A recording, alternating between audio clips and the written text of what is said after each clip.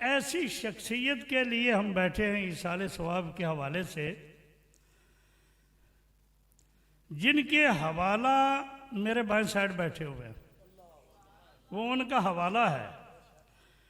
जैसे हज़रत बाबा फरीद गंज शकर रहमतुल्लाह अलैह को किसी ने कहा कि क़यामत का दिन होगा तो आप क्या दिखाएंगे अल्लाह को, तो उसको फरमाने लगे कि मैं निज़ामुद्दीन पेश कर दूंगा। ऐसे ही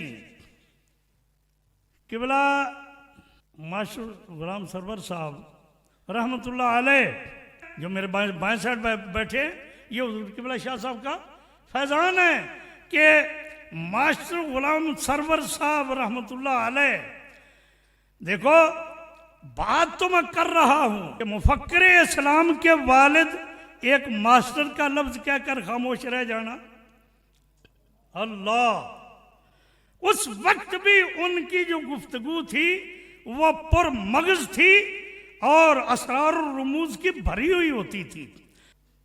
तो जो किबला मास्टर गुलाम सरवर साहब, उन्होंने तालिब इल्मों को क्या करना था, ये तो फैजान था पिछला। हाँ, खाल में पानी तब होता है जब नहर में हो, नहर में तब होता है जब पीछे हो। ये तो अल्हम्दुलिल्लाह हुज़ूर किबला शाह साहब का फैजान था कि हमारे देखते देखते अल्लाह ताला ने हमें मुफक्किर इस्लाम दे दिए। बहरहाल ये हुज़ूर किबला शाह साहब रहमतुल्लाह अलैह, आपने दो चीज़ें दी। कैसी दो चीज़ें?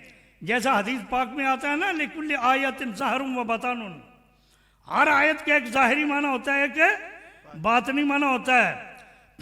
उस खजाने के एक परवरदा हज़रत सूफी गुलाम सरवर साहब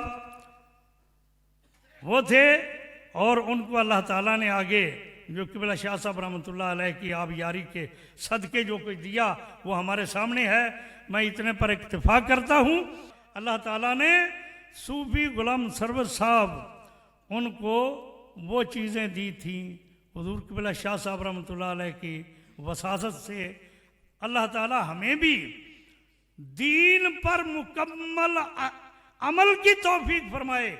अल आलिम यअमल बिइल्मिही, आलिम होता ही वही है जो इल्म के मुताबिक अमल करे।